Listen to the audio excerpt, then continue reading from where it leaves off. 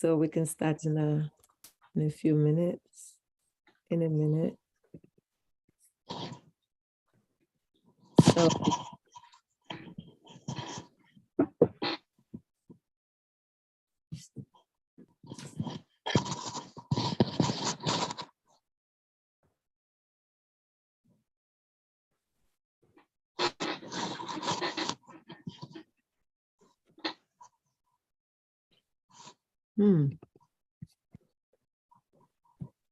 So, good evening, everyone.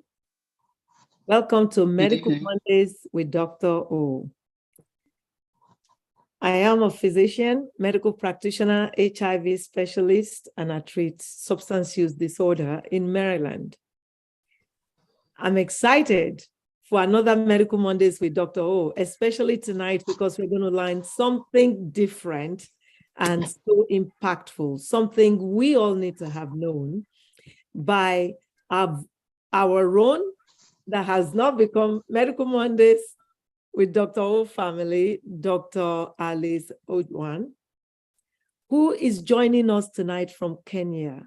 And if I'm not mistaken, Kenya is how many hours difference? Because I know you're right in the middle of the night. 10 hours difference. Oh, wow. So it's 5 a.m. over there? No, it's 2 a.m. It's 2 a.m. It's 4 p.m. there. So yeah, maybe not 10 hours, yeah. So it's 2 a.m. in Kenya. And Dr. Alice has graciously agreed to come educate us on this very important issue, our diet and gene expressions. Dr. Ojwang is a nutrition and dietetic faculty member at the Department of Human Nutrition and Dietetics at the Technical University of Kenya. She serves as a lifestyle activist to prevent chronic diseases and improve quality of life by creating awareness of diet and health in print and television. She's also co-lead Sub-Saharan Africa for Health of Women and Girls to the Women's Economic Imperative. During her profession, straddling up to 20 years as nutrition and dietetic professional, she has been instrumental in shaping the direction of nutrition and dietetics profession in Kenya. Not only that, she has been instrumental in mentoring young nutrition professionals in Kenya and neighboring countries. She also has been instrumental in developing materials in nutrition and HIV/AIDS and toolkits that are currently in use in HIV/AIDS programs in Kenya.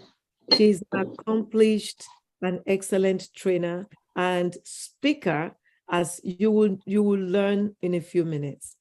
With a doctoral degree in dietetics, our areas of focus include research and interventions, the impact of diet on health, as well as prevention and management of chronic conditions, diet and its influence in women's economic empowerment, worksite and organizational wellness. She is an amazing tool, a needed doctoral individual in our times. We have spoken over and over on diet and health on this platform. And tonight, I am so excited that we are going to learn even more. We're going to dig deeper. So without much ado, Dr. Ojwang, I'm going to yield the floor to you. And I hope I'm pronouncing your name right. Yes, yes, you're pronouncing the name very right. Thank you very much. Thank you very much for all those kind words. Yes. So thank you. As you know, I'm in Nairobi and I had to sleep a little bit so that I can wake up. And this is not a topic to discuss at 2 a.m. in the morning. So, but let's see how it goes. Your diet and gene expressions. You know, this topic is called many things: nutrigenomics, nutrigenetics, epigenetics, And so let's just try and call it your diet and gene expressions. And it's actually not diets. I'm also going to talk about other compounds that affect our gene. So what does this actually mean? What does it mean? It means that diet and bioactive compounds can transfer information from the external environment and influence gene expression in the cell, and that's the function of the whole organisms. It's going to become as simplified as we go. We know that food, why do we eat? We eat for bodybuilding. You know, remember back primary school, we eat for energy. You know, we eat to build our immune and maintain a good immune system. So food is very important in our health, but also food influences health and disease, and it influences biomechanism, so which means the biochemical processes in the body. And so it changes how our bodies respond to disease. If you don't eat healthy, you deteriorate. Let's take an example of a diabetic person. If I can define diabetes, diabetes is a condition in which your body has a problem utilizing energy. So diabetes is a condition that affects the way your body uses food. So if you eat too much carbohydrates, your blood sugars are going to be high. It's going to be hard to control your diabetes. And even when you take medication, you're going to take higher doses of medication. You take a lot of carbohydrates in your diet, especially simple carbohydrates like sodas, sugars, and juices. But if you actually reduce those carbohydrates, then it affects the outcome of your condition. Your diabetes is better controlled, your dosage of medication is lower. So that's how diet affects health and disease in summary. And you can think of other things. If you want to lose weight and you eat a lot of fat in your diet, you eat a lot of just large portions of food. You can be eating healthy, but you eat large portions of food, then it's going to, your weight loss is going to be a bit challenging. But when you reduce your portions and combine it with lifestyle, then it helps. However, when it comes to gene expressions, it means that these genes are either going to shut down some activities, in how your body functions, or improve some. But mostly today, maybe I'm going to concentrate mostly on the negative effects. So this is just a simple graph to show you what really happens. You eat your food and it will not change your gene. You're not going to become a dark person if you're a light person. You're not going to, but it can actually change it so that we are going to have disease. And this is something that comes from the environment, in other words, and gets into your body. And so eating it, consuming it affects you significantly. So this was just an introduction slide. So I'm just going to talk from the background here. I hope you can still see me well. So what happens is, how does all this how does food and biocompounds affect your genes? Let me give you an example. Your diet, when your stomach produces hydrochloric acid, to help with the digestion.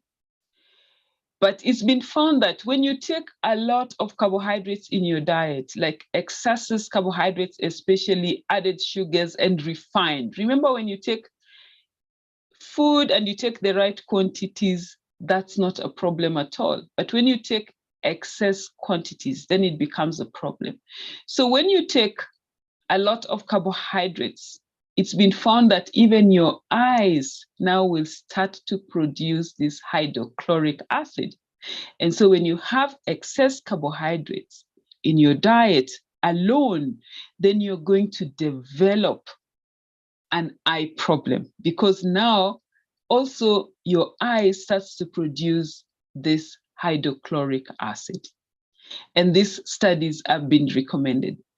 And different types of diets, if you take too much diet, if you take too much omega-3 fatty acids, people go on to supplement to take a lot of supplements in their diet. But one thing I have known, having studied and worked in dietetics for a long time, natural food, your natural food, it only becomes a problem when you eat large quantities. But nature is the best, because remember, I've seen some religious people here. God created you and God created the food. So when you eat large quantities of natural food, that's when it becomes a problem. But when you have normal portions, it's not a problem.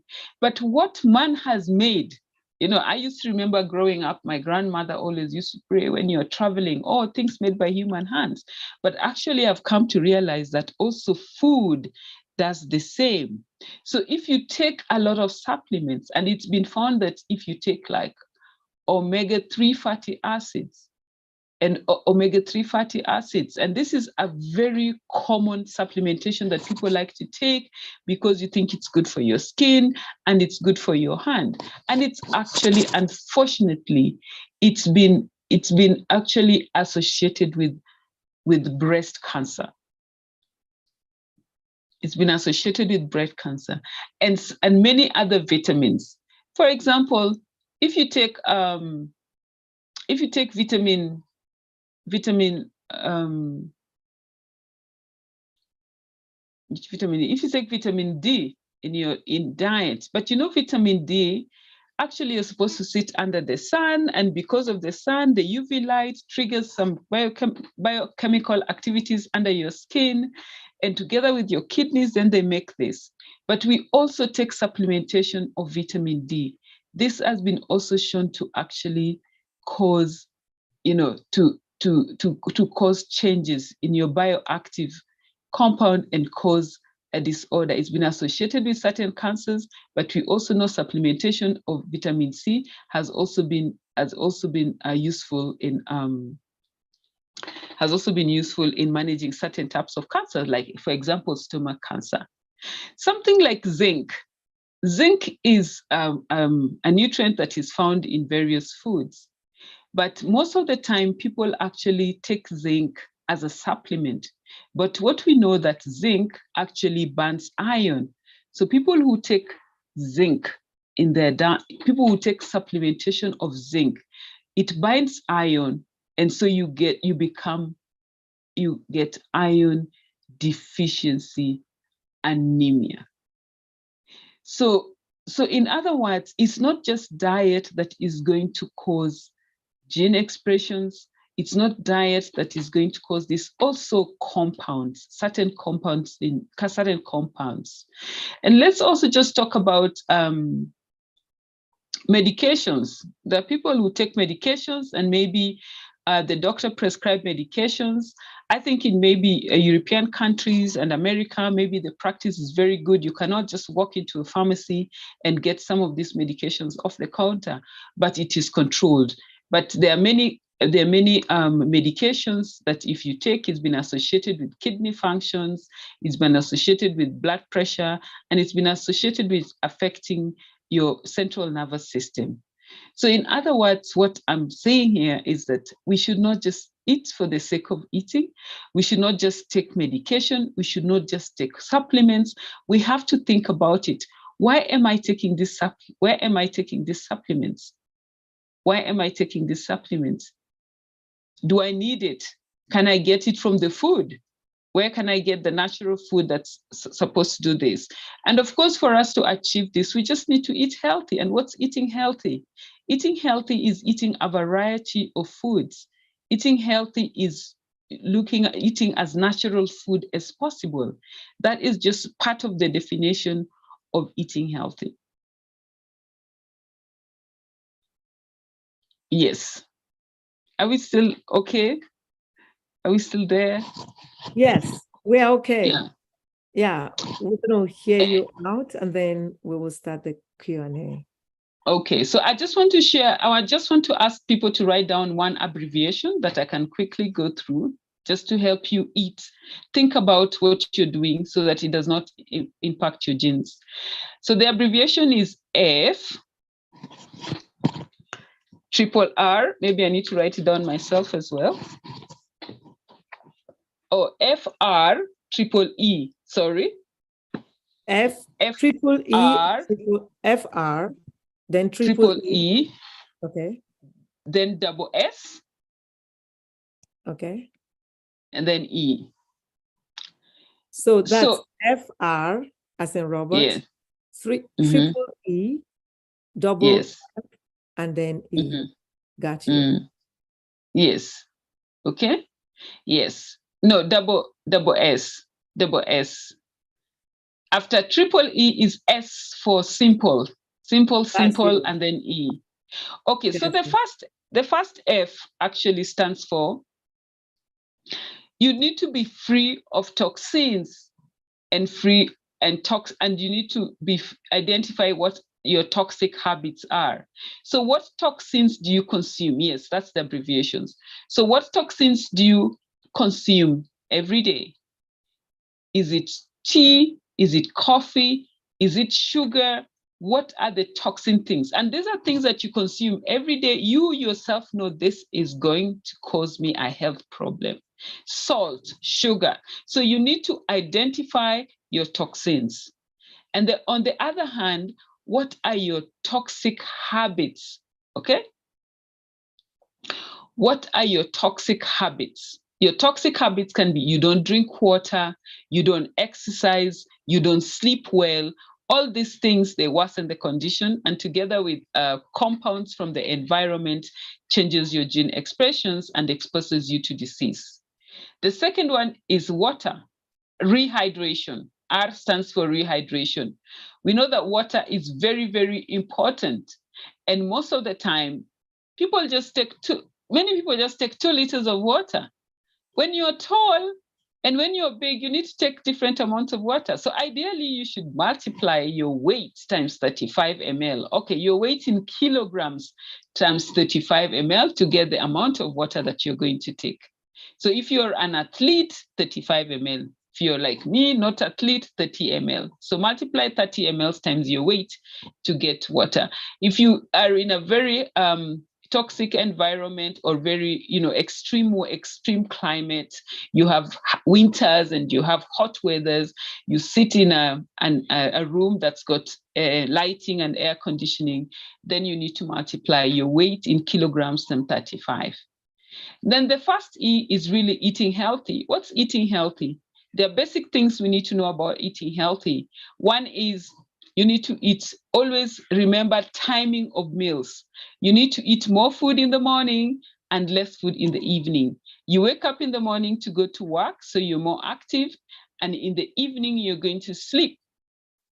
So naturally, if you think about it, it's not rocket science. You need to eat less food in the evening and more in the morning. And also, eating healthy means you want to eat a variety of foods, variety of vegetables, variety of starches, variety of everything. So if I kept a diary of what you're taking for 1 week, if I wanted to write down the types of vegetables, how many would it be? And would it be the same 3 types or 4 types of vegetables week in and week out? Or are they going to vary every week or every 2 weeks? So that would be eating healthy. So let me just go. Eating healthy, you have to think about the timing of meals. It needs to be natural as possible, and we need to have variety of foods. The second E is exercise. One of my favorite sayings is as old as 1573 by Earl of Derby. It says, if you can't make time for exercise, be ready to make time for illness. A lot of times we say that we eat a lot of toxins, but one way of making sure these toxins are excreted is if there's hydration and then there's exercise. So if you don't have an exercise program where you walk or run or do some sports, then something you need to think about. Otherwise, well, for disease. And the third E is enough rest. We know that if you're going to sleep well at night, you need to be, if you're going to sleep well at night, avoid eating a lot of food at night.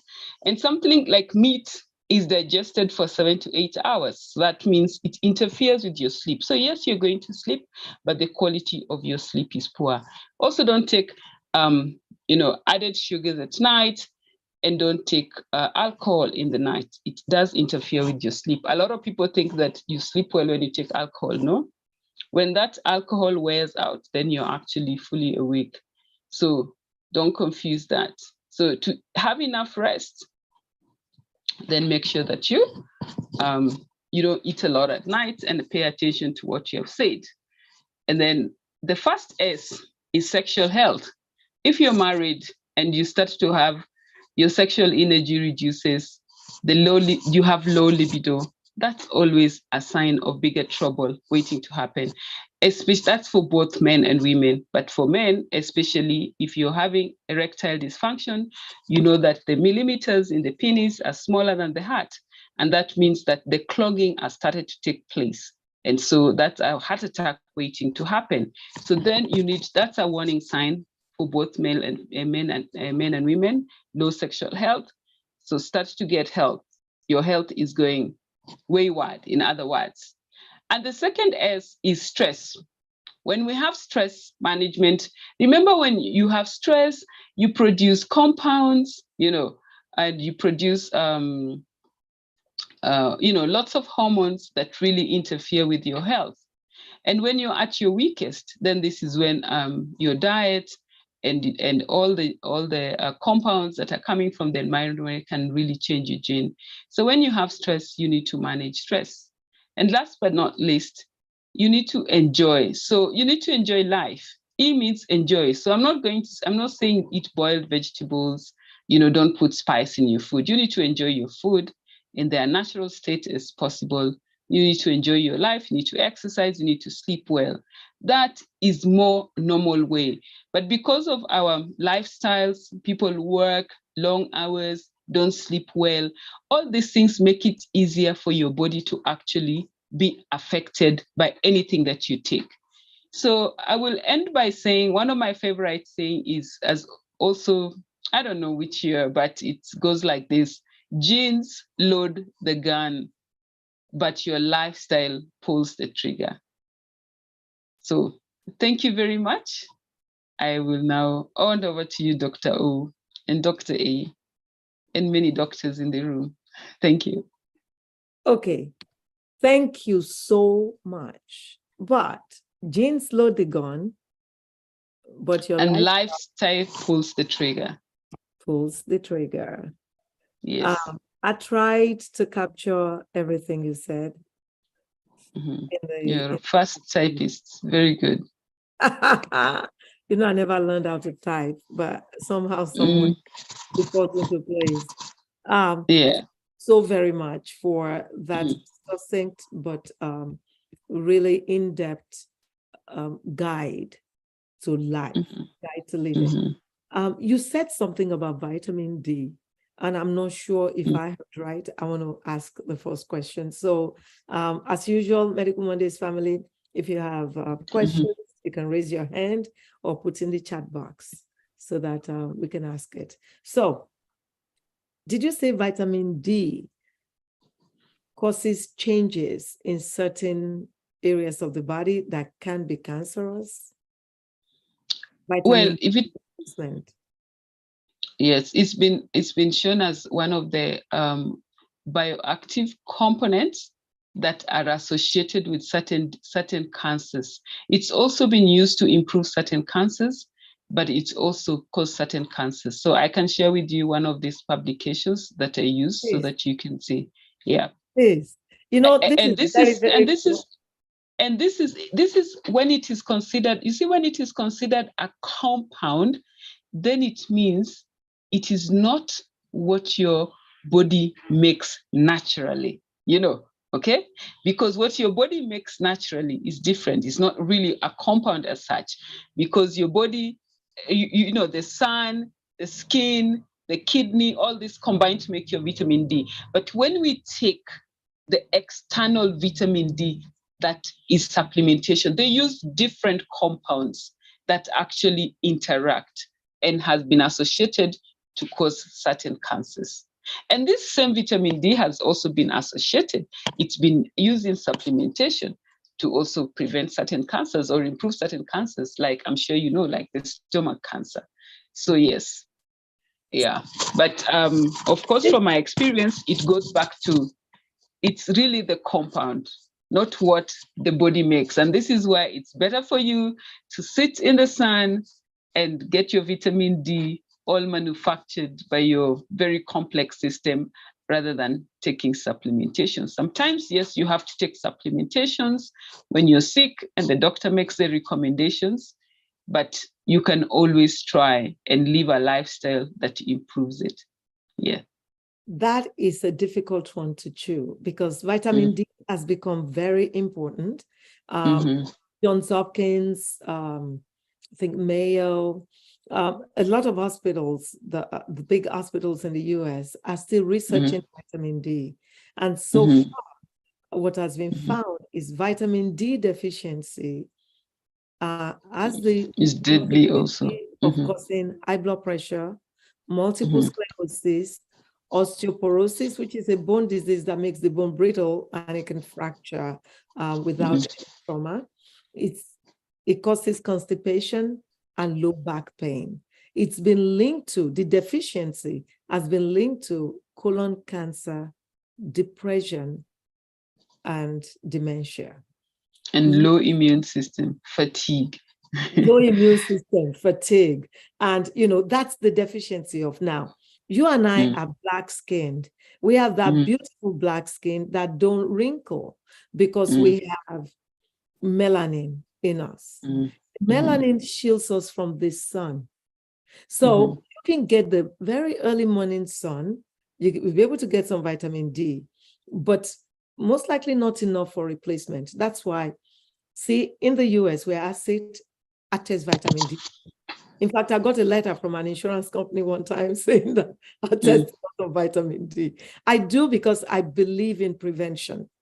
What we can prevent, we should prevent. I don't want it to happen. I don't want somebody to have multiple sclerosis. Then it's supplements. There's nothing I can do. Supplementing vitamin D is not going to reverse that at that point, but it can cause it not to happen if they're taking vitamin D. So I test vitamin D a lot. I see people who come from African countries where it's sunny.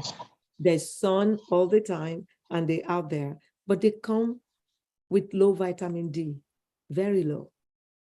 Yeah. And that was why we looked at why, because we are black and we have melanin. So if we're replacing with diet, I just wanted to share this because this is very difficult for me to choose. If we are replacing with diet, we know certain things that are high in vitamin D include things like tuna, mackerel, salmon are rich in vitamin D. But how many truckloads are we going to eat? With tuna, mackerel, and this thing, we also know about the mercury. So do we want to eat so much to get this mercury into our bodies that would potentially cause cancer and all other things? So supplementation is the way to go. Have to supplement to increase it. Yeah. So I wanted to say something about lifestyle and vitamin D. So of course it's a problem everywhere, even in Kenya here. And it's just lifestyle, because what happens is people wake up very early because they want to beat traffic. They're in the office at 6:30 a.m., you know, and so they sit in the office the whole day and they work the whole day until 7 p.m. and then get into the car or public transport and get home. So people are not exposing themselves to this very hot sun that we have here. And that's been a problem. Yes, people are suffering from all those conditions, fatigue and very low immune system. And I'm sure during COVID, there was of course a lot of deaths were associated with vitamin D deficiency. But also what I wanted to add is also these studies actually show also certain genotypes. If you have some specific genotype, then your risk factor of when you take vitamin D supplementation, then it increases your risk of certain cancers.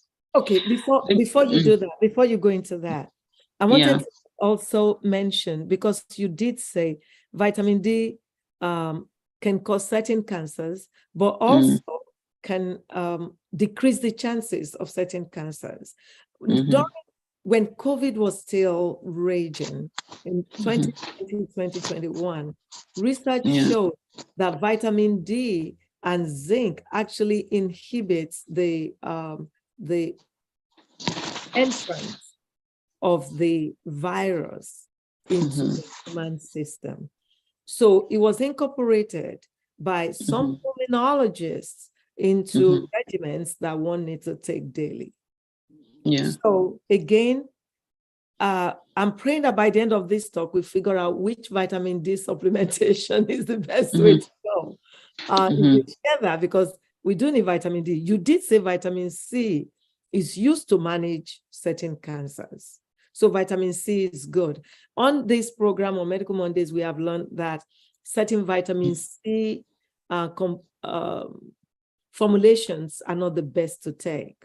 I think, you know, I don't know if Dr. Jagwe can talk a little bit to that, that I think is Vitron or something that they said is better to take, you know, but it's the fillers that you're talking about, the fillers that they use in formulating these medications is the problem. And we need the fillers to make them into capsules or tablets or what have you. So the fillers is a problem. And the fillers, and just to say that it's all these things also deep. It's your gene expressions. Remember, there are compounds that are going to change your genes. So it's probably not everybody, but it's gene expression. You know, how much are you taking? What else are you doing with your lifestyle? You know, what else are you doing in your life? So when you have a poor lifestyle, then your exposure for this, you know, gene expressions is a lot higher than when you have a healthy lifestyle. Yeah. Okay, tell us about the genes and the gene expression, because I'm sure, you know, for me and maybe a lot of us on here, that's going over our heads. So tell us about the genes and the gene expression, please. Or so, okay. Should I ask these questions quick? Should I leave the questions till after that? Well, yeah, it's okay. It's just, I had already said it at the beginning, but let me just say it is when, you know, your diet and bioactive compounds transfer information, you know, from the external environment, and then they influence your gene expression, how the gene expresses itself in the cell. And so it affects how the organism functions. I probably also gave an example of maybe studies that have shown that when you take high carbohydrates level, it changes how you end up starting to produce hydrochloric acid in your eyes, and so you can have eye problems, yet hydrochloric acid is produced by the body. And so it is, and of course many things have been identified, including food, but also vitamins and also medications, certain antibiotics and certain compounds in medication.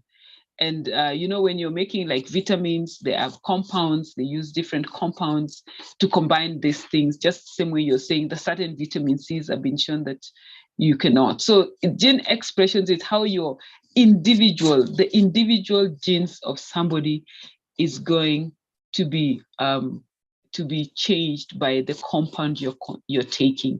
And like I've said, you know, genes load the gun, but your lifestyle pulls the trigger. So what else are you doing with your lifestyle?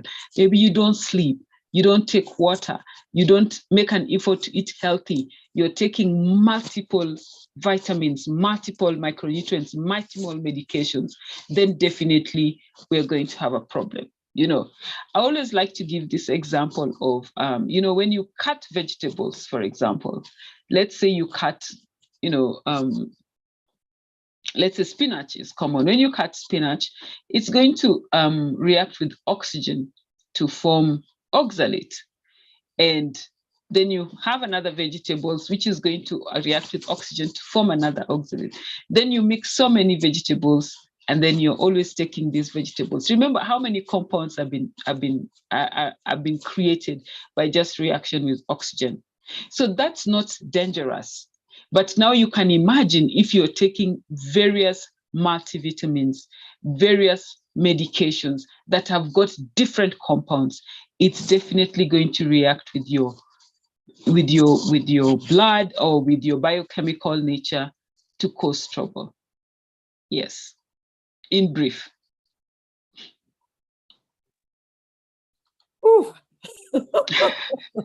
Loaded. So, okay, let me ask some questions here before I ask mine again. There's a question here that can children eat at night And do you need to reduce the volume of balanced diet they eat, or even the processed food or sodas for children? So that, you know, the soft drinks that are loaded in like fructose corn syrup and all other things. Yes. So we can all eat in the evening, but how late do we eat? So this is what I always advise all my clients, because also now children, we're also having obesity in children. So to prevent, what happens, the normal way is that children wake up, go to school, maybe don't eat anything. And studies have shown that if they don't take breakfast, their performance is really, really low. And so then lunchtime comes, you give them food, they're drowsy, they're not concentrating in school. They come home, you give them a snack to eat. And then for dinner, they're too full to eat the vegetables you want them to eat. So the normal thing is make sure they have a good breakfast. And when they come home from school, it comes at 3 or 4 o'clock, give them the meal, give them a meal, so that you're not giving them snack and then they get full from the sweet things and sodas, and then they're not eating that vegetables that you want them to eat. So then if you give them the meal at 3 or 4 p.m. when they come from school, then they don't need to eat another dinner. You can now give them that glass of milk that you want to give them so that they can now eat and sleep better. And I found that works for a lot of people. And the children are able to eat the nutritious meal that you want them. Otherwise, you can just analyze the situation. When the children come from school and you give them sweets and snacks, then they will not be able to eat your dinner, or they're too full to eat at maybe 6 or 7, and then they end up eating later at night. And so then they cannot sleep properly. It interferes with their sleep. So your child is always tired and fatigued, you know, just like an adult. And they also go through stress, but they probably don't know it is stress. So just try to make sure that they eat normally and try to eat before it's too late. And don't give the sugars. You know what happens to children when you give them sugars? They're always hyperactive during the day. So how about if you give it at night? It also interferes with their sleep quality, for sure. Yes. That is so true. So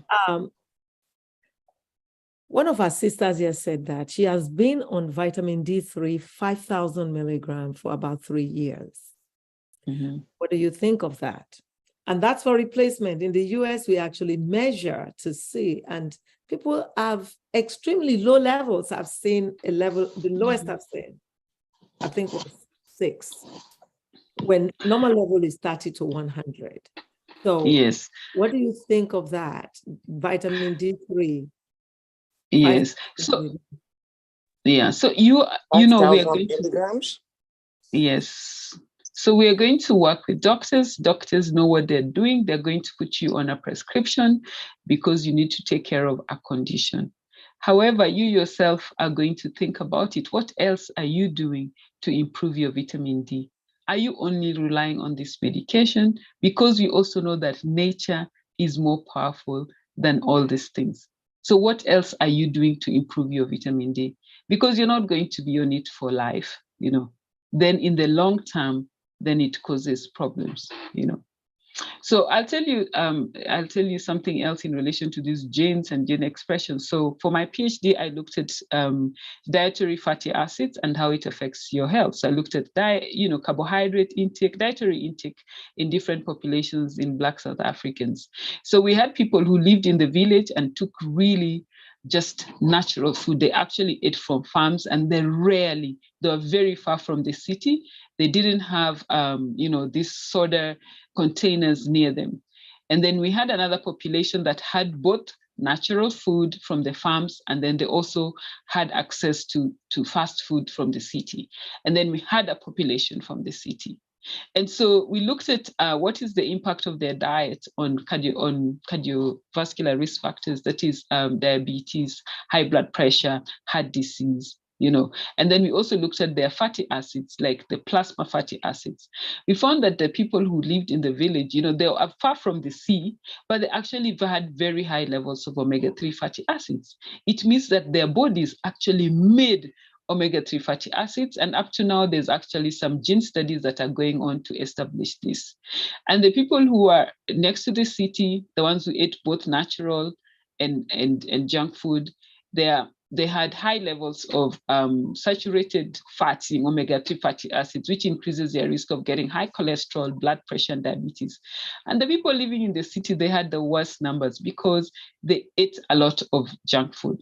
So what that taught me, what you put in your body, the body is going to use it to make something that's either safe for your body or dangerous for your body. And this is what gene expressions is about.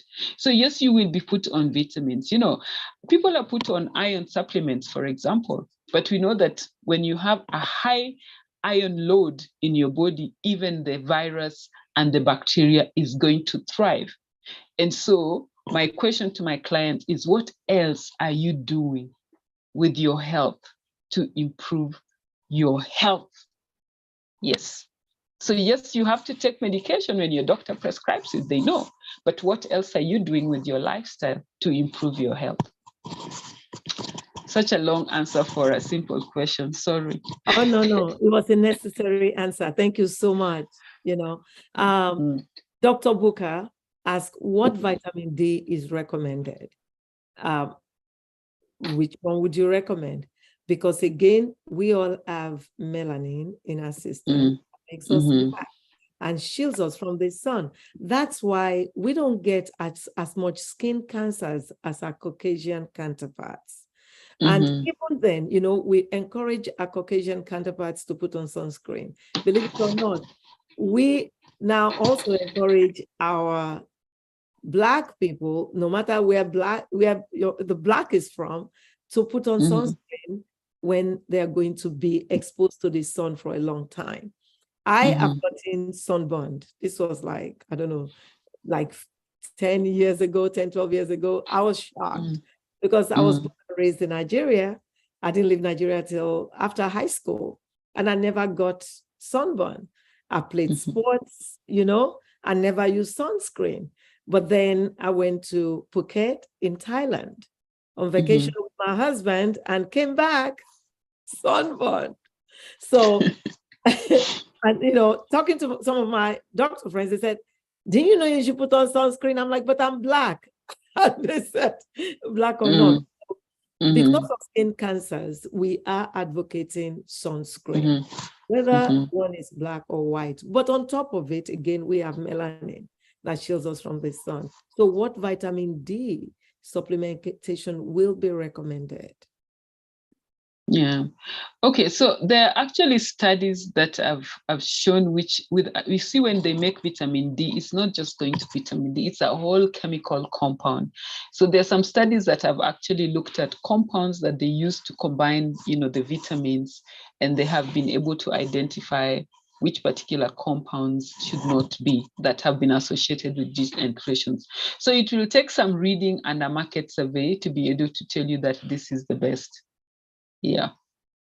So, can I ask you a favor to help us look into that and, you know, suggest it? I'll bring it back to the Medical Mondays community to know what to look for, to avoid in those fillers when we are purchasing vitamin D. Because right now, we just get vitamin D. It doesn't matter if it's Nature brand or, you know, whatever brand. But it'll be nice to know which brand to take and which to avoid and why. Whatever is in there, what we need to look out for. We're good in looking out for whatever in the ingredients, once we know what to look out for. Can I ask that you please fill us in on that? You know. Yeah, I'll take some time and get it done, and I'm going to bill somebody, probably Dr. A.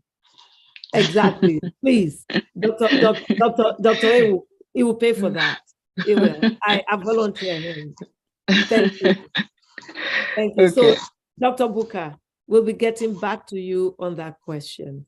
So, I don't know. You know, it's not me. Sorry, my daughter's on this health thing, and she goes for a walk every morning to get her hour of sun. So I told her I would figure out what vitamin D she could use to supplement because of melanin. So I'm anxious to know the answer. Oh, so we know who's going to pay the bill now. Okay. Thank you. Yeah.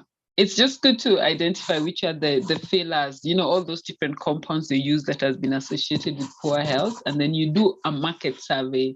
What vitamin D is in the market and what are they using? And then you can identify those for your clients, Yeah. Thank you. Thank you so much. This is very important. It is key. So, sorry, I need to put my charge. Yeah. Sorry. Okay, I'm here. I just need to put my laptop on charge. Yeah, carry on. I'm listening. So, another question says, pretty much everything edible seems to be associated with cancer forms. It says everything edible seems to be associated with cancer forms these days. Why is the nutrition basket so broad?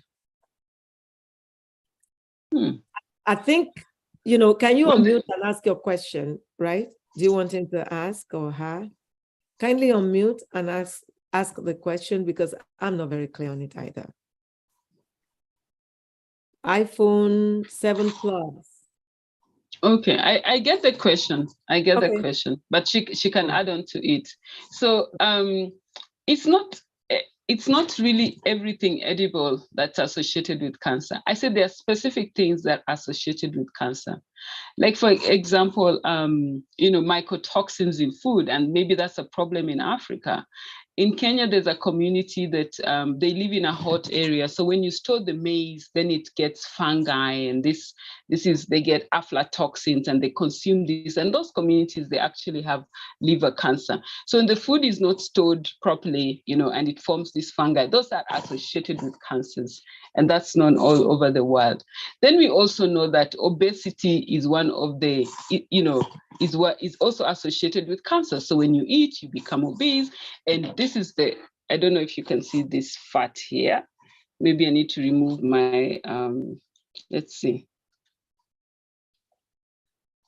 Can you see? This is fat. This is how body fat actually looks like, okay? So if you have a lot of this, it just becomes, it's a whole, it's a whole organ on its own, and it starts to produce chemicals, extra, and then it's associated with, so obesity is associated with preventable cancers.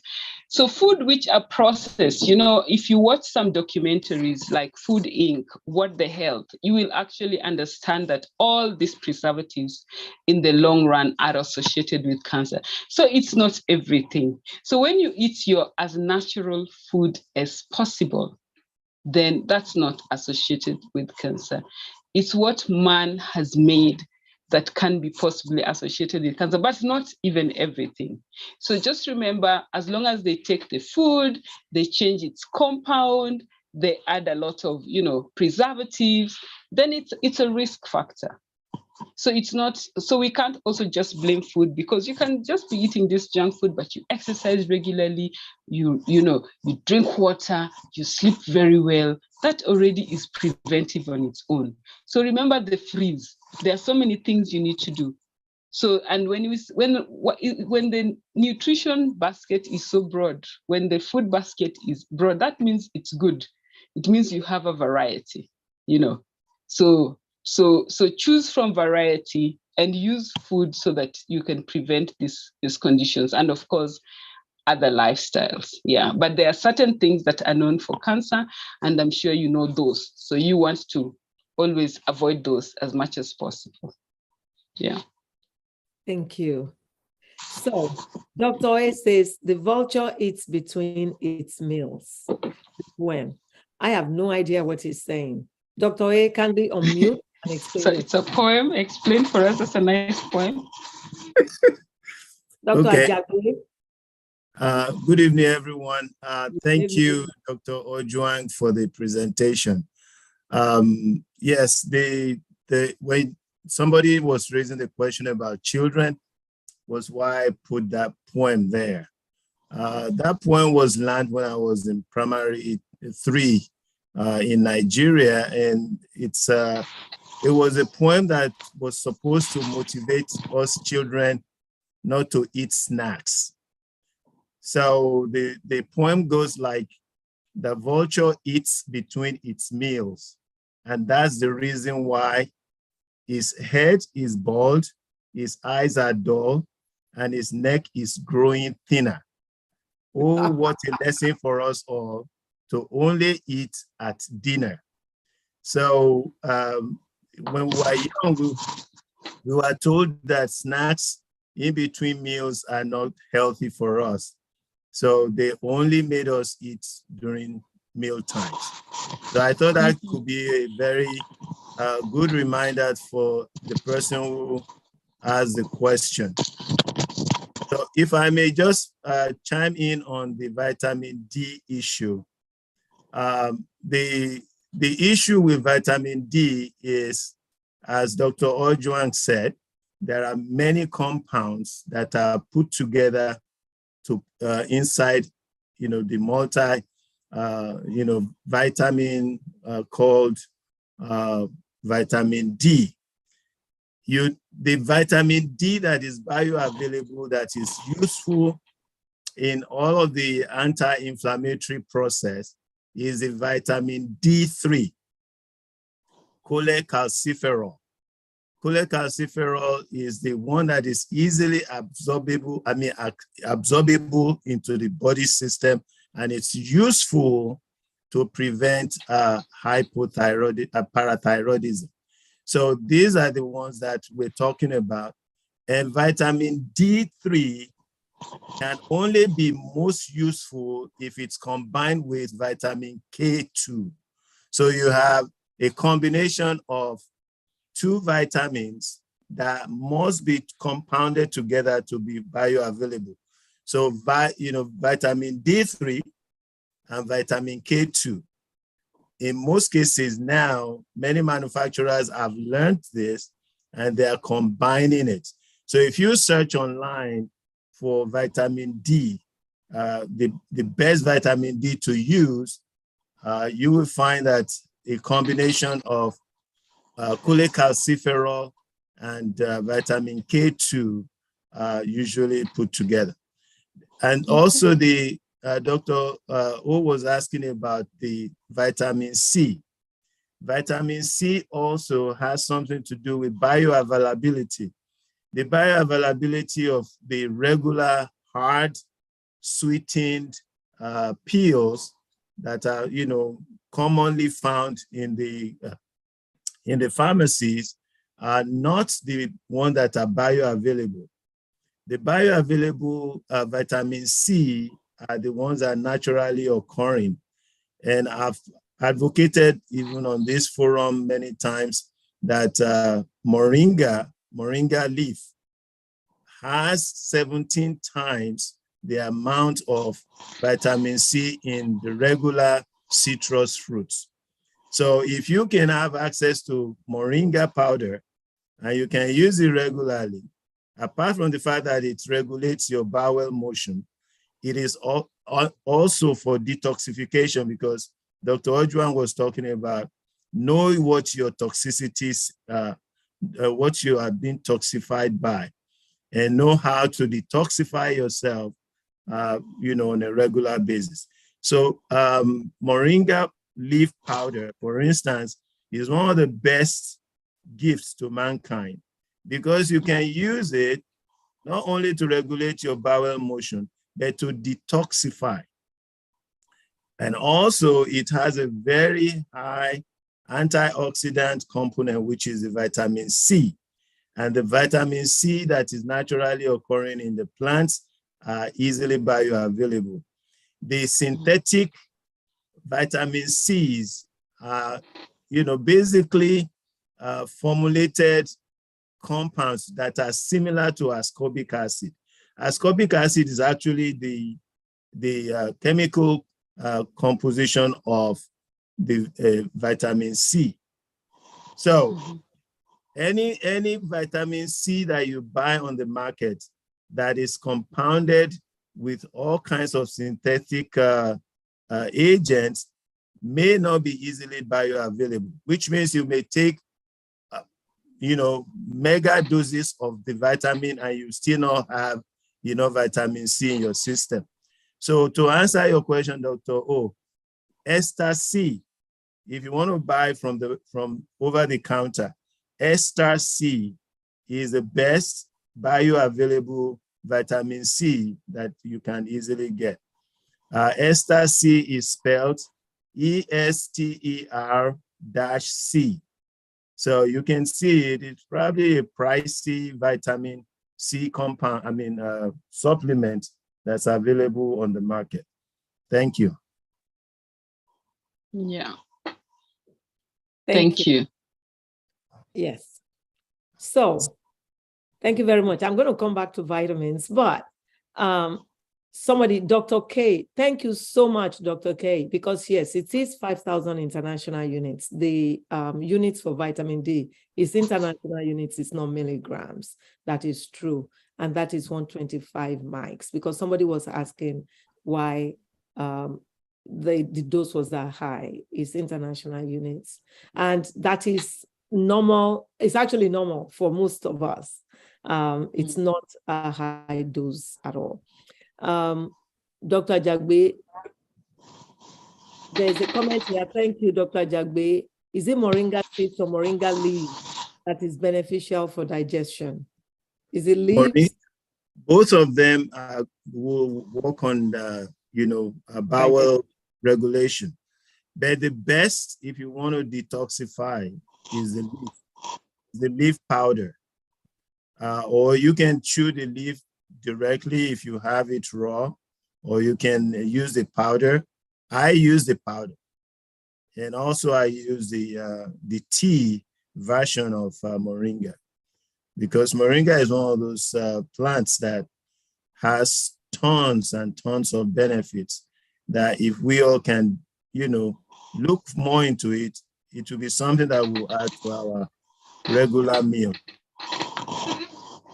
Dr. Jagbe, so this is Jay from Boston. So if I have moringa powder and I put it in my food, my beverage, or like my porridge, is that a good thing? Yeah. Because I didn't know how to use the powder. Somebody gave me the powder and I didn't know how to use it. You can use it any way you want. You can make it as a tea. You can add it to your smoothie. You can add it to your soup. You can add it to, things like ewedu, jute leaf.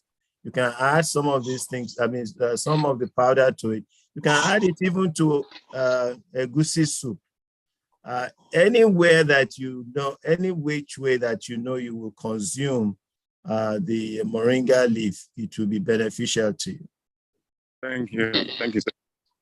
And it doesn't have a strong flavor, so it's easy to mix with anything, the moringa powder. Yeah.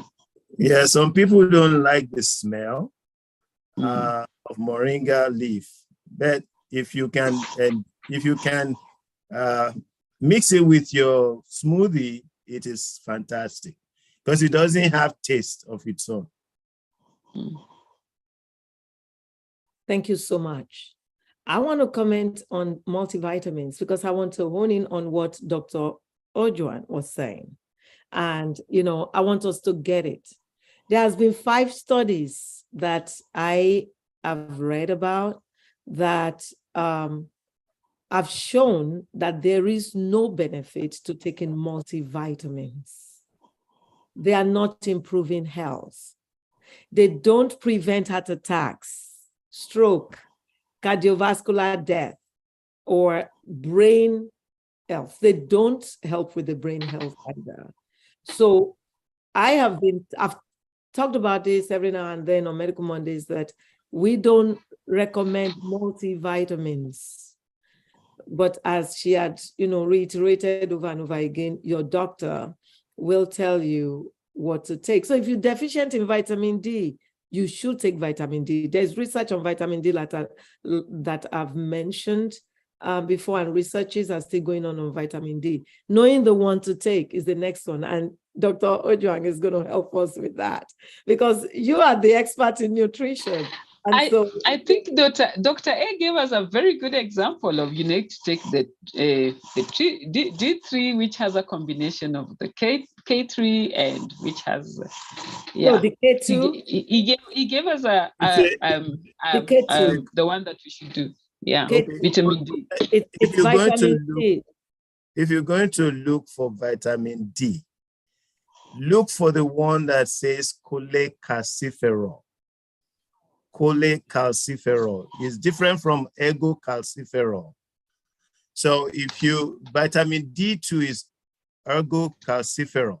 So the one that is bioavailable and is useful in preventing all the bone, that maintains the bone metabolism is the cholecalciferol. And that one is the vitamin D3. And for vitamin D3 to be well absorbed and utilized, you need vitamin K2 in addition to that. So look for that combination. If you're going to buy vitamin D, don't just buy vitamin D3 by itself. Buy vitamin D combined with vitamin K2. Vitamin D3 plus K2 is what you're looking for. So is there research that has shown this? Yes, that is based, the compounding of the two is based on several reported data from research. You can find them on, NLM, National Library of Medicine in NIH. Okay, fantastic. So, Dr. Jagbia, wait a minute. Is dry okra seed good as cleanser? Sister Lame is asking that. Is dry okra seed good as cleanser? Papa Mike Oye, Dr. Mike Oye. That's what I was about to defer to him. Yes, Papa Mike. Mike is available. Hello, sir. Unmute, sir. I'm fine. I'm looking for you again. There you are. Mike is there. Kindly unmute, sir. Thank you, sir. Okay. Okra generally is very good for diabetes. Dried okra, either the seed or the flesh, is still good for diabetes and other things. So it's a good cleanser. So is it the seed or the okra that we eat the way we eat okra, sir? Is that good enough, or the okra seed is what is good for cleanser? Integrally, both the seed and the flesh of the fruit. There is what we call orola in Yoruba. That means you dry the sliced fruit, and the seed is part of the fruit. So that dried thing, when used in soup, is good for the body. Okay. So, sir, any comments on the vitamin D, sir? What doctor said about D3K2 is the standard and the most effective. Actually, I taught some people in Nigeria today the same thing, D3K2. Okay, sir. Thank you, sir. So question, how do you get real moringa? Incidentally, he talked about vitamin C. Yes, sir. One of the most common sources of high-level vitamin C is the tender leaf of some cassava, Manihot utilissima. People from Sierra Leone and Liberia have high level of vitamin C in their bodies because of eating a lot of tender cassava leaves as major vegetable. I know people are going to talk about poison in cassava, but the tender leaves don't contain that poison. It is the cover of some species of the roots that contains the poison. Well, the cassava leaf, definitely you can find in many of the African stores in the US. They have them in the frozen section. Correct. They are sold as vegetables. So the same way you're going to find palava mix. You have the one that I want to believe that contemire in Ghana. Contemire, yeah. Contemire, well, very, very rich. That one also is very important. Yeah. So you can find all of this in the African store. Correct. Okay, so moringa you can find in the African store, and you can also contact Dr. Michael Ye. Is presently in Houston. You know, he's based in Houston and Nigeria. I have a lot of moringa powder right now. Exactly. So he has a lot of moringa powder. So you can reach out to me, and I can connect you with Papa Michael Ye so that you can get the moringa. So thank you so much, sir. Appreciate you, sir. Dr. Ojwang, Dr. Michael Ye is my father, my papa, is also a naturopathic doctor. And so we defer to him a lot, you know, for knowledge and what to eat and how to eat it and all of that.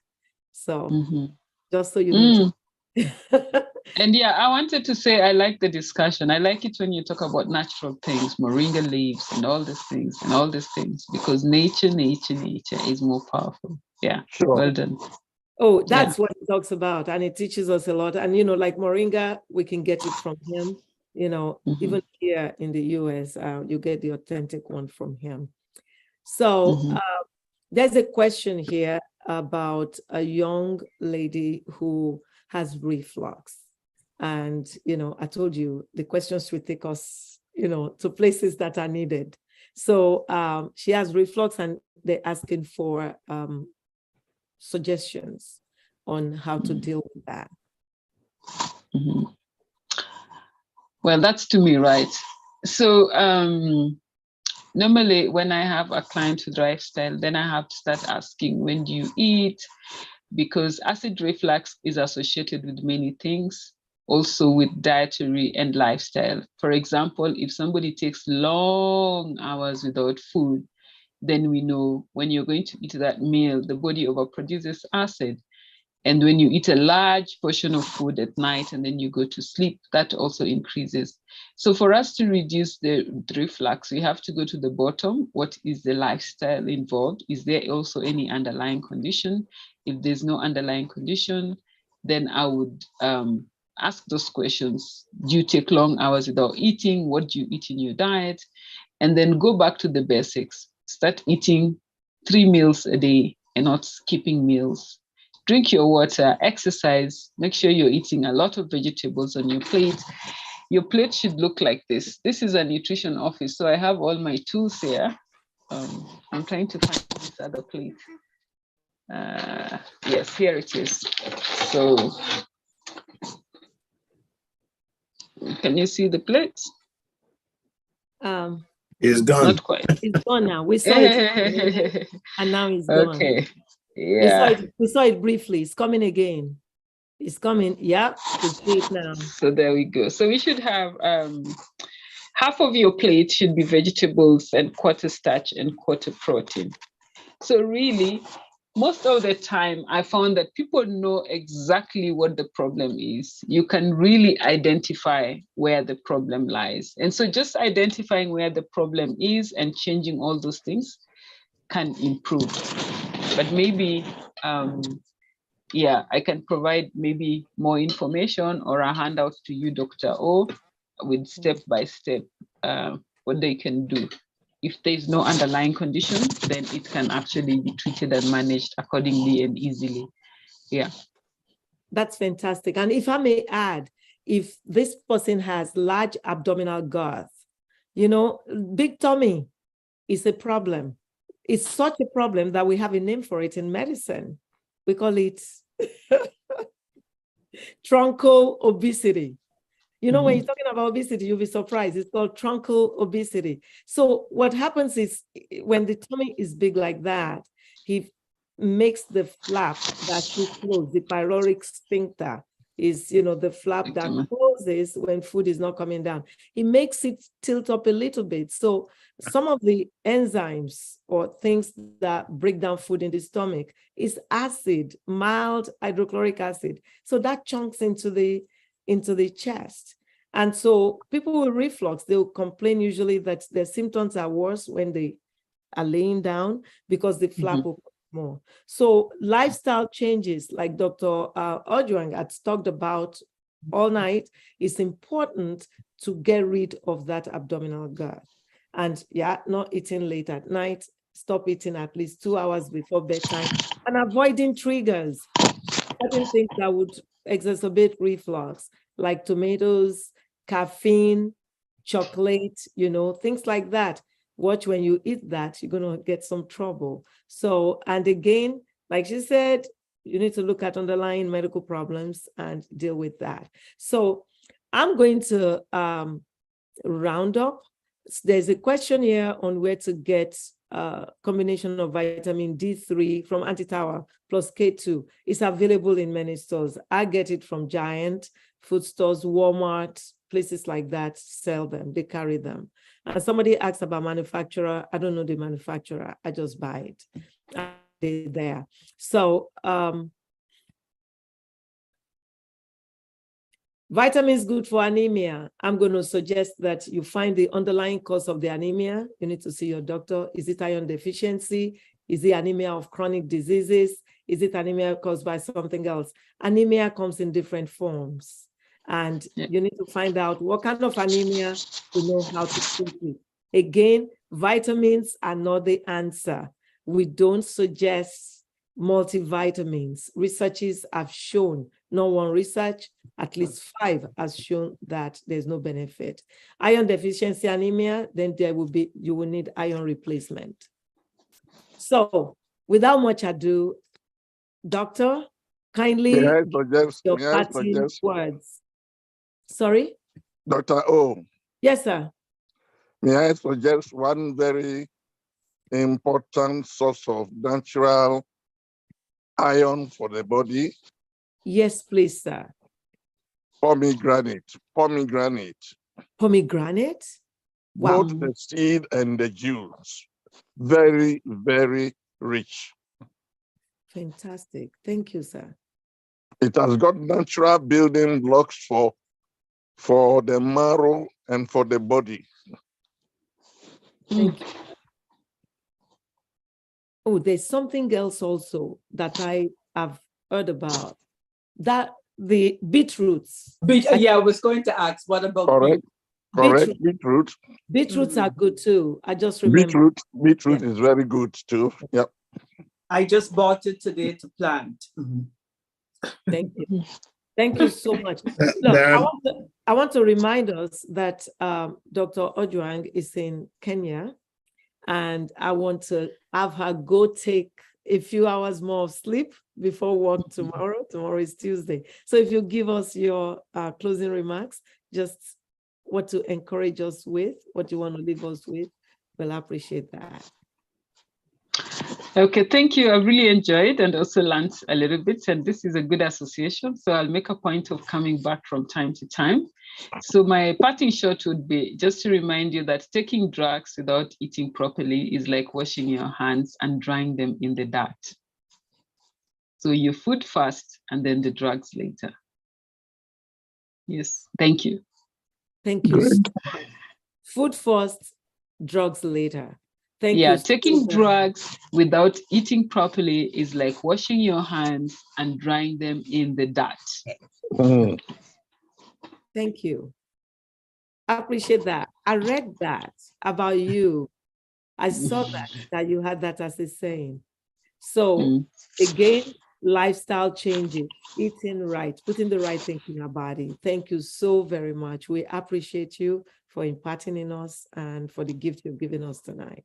God bless. And remember the freeze, the abbreviations. Yeah. I will send that out by email. I wrote it. Yeah. Thank you. Have a blessed rest of the week. Thank you. So I'm free to go? Yes, okay. You're free to go. Yes.